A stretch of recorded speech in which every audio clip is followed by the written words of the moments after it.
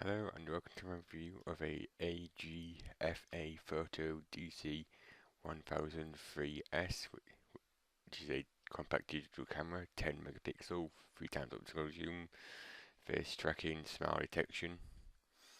As you see there, this camera runs on AA batteries, like this, and when you get the camera it will include batteries, but you have to provide your own. So what you need is batteries, and I know I'm using mixed type, but that's the only thing that makes this camera work. Pop them in, then pop the SD card in, so the writing is facing down. You're pressing latch, then you push that down, then lock it in, then just turn it on. You press the power button, pops up, says the brand, then here we are. Here's the camera as you'd use it. So to change modes, you press this button here where my thumb is.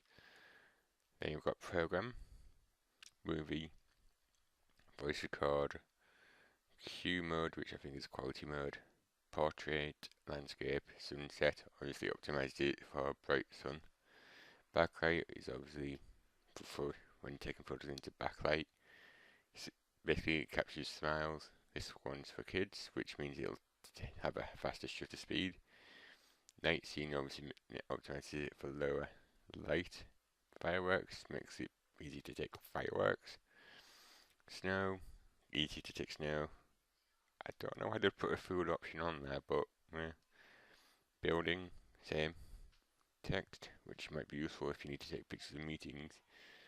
Blink detection, so I suppose this would take the picture as the blink or something. Intelligent scene would automatically, change the settings. So, but at the moment we just want program. And to take a photo, press the button on the top. Press and hold. Press halfway down to hold to focus it. Then when it's flashing, when you're ready, press down even more and take the photo. And here we have that shows the current mode, which program. That shows 10 megapixel, and that's quality. And that shows the number of photos you can take in the current setting, which is 10 megapixels. That's the battery indicator. That's if it's a card or internal memory. That's anti-shake. So to change settings, well, to change aperture, then that, and that's to do both. But to change settings, you press menu. You've got daylight, cloudy, function, fluorescent lamp low, shutter, then you've got auto, which is recommended. Then this is also where you can change the ISO if you have it on manual. At the moment it's on auto. Then this is exposure, so you can, as you can see, it's getting brighter. Turn it right down, it gets darker. Obviously, so if it's really bright outside, you want to make it darker manually. Go next, which is timer, which you've got off. 2 seconds, which is obviously 2 seconds. 10. Do a double timer. Then this one just takes, when you press it and it takes a burst, as I can demonstrate here. Press and hold to focus.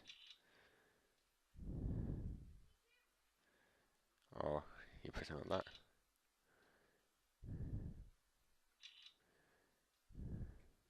It just allows you to take a burst photo. And that light there, that green one, is for when it's doing something, so you press and hold that. And that means it's processing. To take it out of the mode, you just turn it off. Then you've got A, B, which does probably does something. Then you've got off, so this would be, well obviously you can't change it because it's an auto, but that'd be making it easy to take certain types of photos. And that's just changing the quality type. Then this is the effect, so say if you want black and white, which you can see there. Specify, then you can't do negative because obviously that would be in manual. Then you got red, then off. Then you've got date and time. We've got date and then time. Obviously, this is if you want to show like the first of the first 16 in the bottom along with the time. We actually set in the menu. Then you've got stabilization on and off. Face tracking, which is useful. Photo frame, which is just say I just go and take a photo.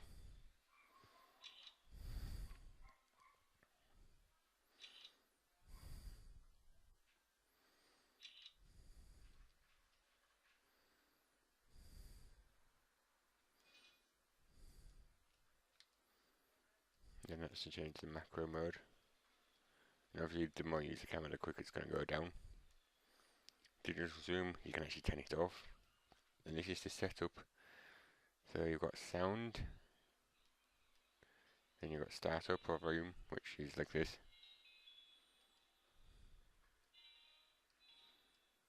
And you've got beep, which is that.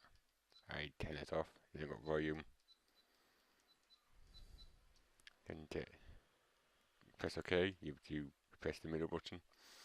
Or to review that, basically just shows the photo that you've taken before only taking another one. Power save is useful because you can, since it doesn't last that long, so it'll turn the screen off after like a minute. Date and time, that's where you set it, and then it'll show it down in the photos. Language, that's obvious. File series is basically on the file name, instead of going just being random, it'll go from one to how many other photos you take before you reset it. This is for the TV out, and you've got PAN and NTC. You've got USB, which is computer or printer. Obviously, you select it to printer for printer. Startup image. With this, you can get it to choose the photo that starts up. So you say if you've got one of your kids or something that you like a lot, you can do it. You can set it to my photo, or you can turn it off, or just leave it on that. Format. It will format the memory card. LCD save. Obviously, we dim the brightness to obviously make it last longer. Now, and this is recommended so it optimizes it for the kind of batteries that's in it. Obviously, alkaline batteries use alkaline. Then you've got reset all. Then we're back to the menu there. Now to change into manual. Well, how to change the movie. Now this is movie. And it's a bit like before, except less options.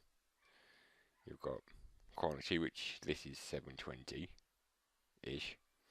640, 230, 160p. And you've got metering for different kinds of focus types. Then you've got white balance, the same as before. Obviously optimizes it. And you've got setup like before, like that. Obviously widescreen. And that's my review of this camera.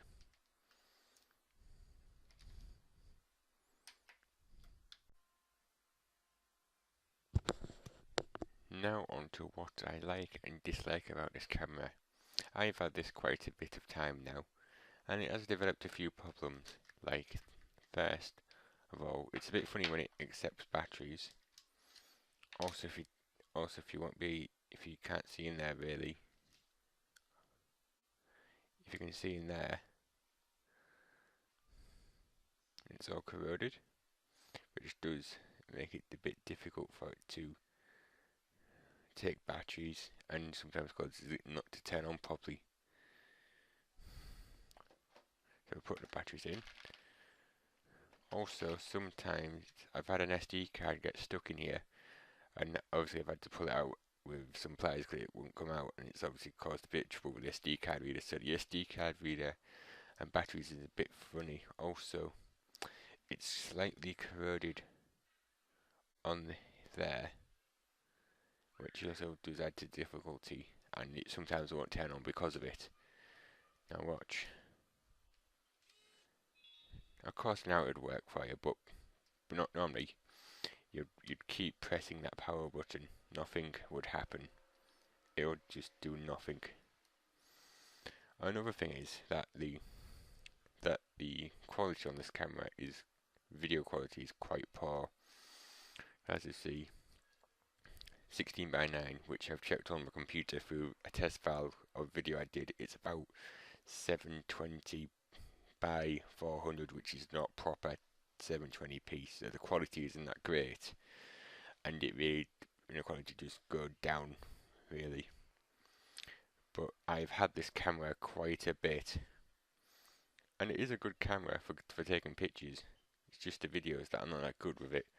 Also, I've had this camera apart because obviously it was I had to scrape some of the corroded stuff off so it would try and work. So that's why two of the screws are missing, because I've had to take it apart to get it to work. But it is a good camera. Advantages are obviously 10 megapixels, which is very good. It's better than some of the cameras on my phones that I've got now. And the face tracking and smile detection works, and the flash is very powerful on this. And also, one thing I like is it shows when you have the timer on there, like say 10 seconds, that will flash quicker and quicker as the timer goes down. So say if you stay in front of it, you know how long it takes before it's going to take the photo, so you have time to get in position. Also, there is either a microphone or speaker, and that plays the beeping sound, which I assume that would be the microphone, that would be the speaker. It plays the beeping sound also as the time gets lower and lower. So, and also, obviously taking it apart, I've obviously lost the cover from here, but I've had to take it back to get it working, because this is a good camera, but it's just not really that good anymore.